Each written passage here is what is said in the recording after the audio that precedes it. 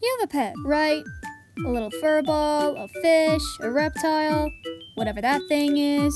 We've all had pets at some point. And if you don't, then you probably will eventually when you have the time and money. Unless you're allergic, but in my case, my family has 2 dogs we'll be talking about today, Blaze and Fonzie. Blaze is the oldest and is a mix between a German Shepherd and a Labradoodle. Fonzie, I have no idea. He probably was the result of some Powerpuff Girls experiment to get the perfect dog, but instead of adding chemical X, the professor added a bunch of chew toys. Heck, I wonder how Fonzie hasn't done anything to get himself killed yet, especially since he'll eat just about anything. He'll eat treats, tree branches, probably stones if he could. You give him something and there's a 95% chance he'll swallow it. Blaze isn't innocent either. He practically gambles with death every chance he gets. It was probably during summer, but somehow Blaze managed to get into the kitchen, despite the gates we put up around it, and swallow a whole pack of ding-dongs. You know, the treats filled with chocolate, which dogs can't have, because it'll kill them. I don't think anybody knew until one day Mom was cleaning up the yard and saw plastic wrappers in his Well, I'm not gonna financially recover from this. What was even weirder was that Blaze was still fine. Wasn't sick, wasn't dying, nothing. I still don't know how that's possible. What the heck? Fun fact, Fonzie was born from the countryside of Texas. And I think that's given him the desire to bring us small animals. I'm not joking, this guy has brought a dead squirrel in the house before. I remember one evening, I was heading up to my room when I spotted something weird in the hallway. Since it was dark, I decided to turn on my phone flashlight.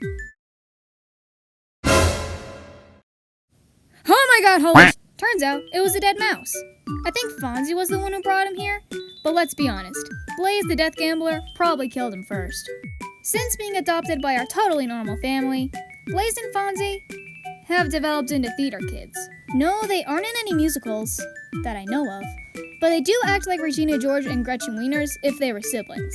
And let's be honest, Blaze does most of the bullying.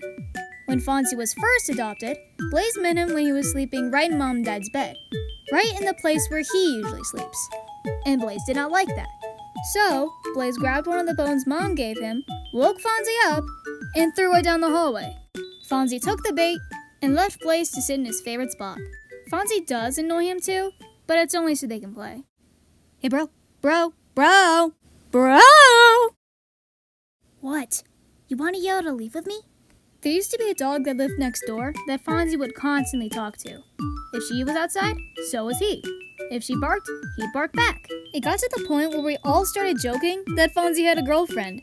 I bet Blaze would probably want to tease him too. What? Are you sharing your toys with Roxy? What? No. Ooh, Fonzie's got a girlfriend. I do not. Fonzie and Roxy sitting in a tree.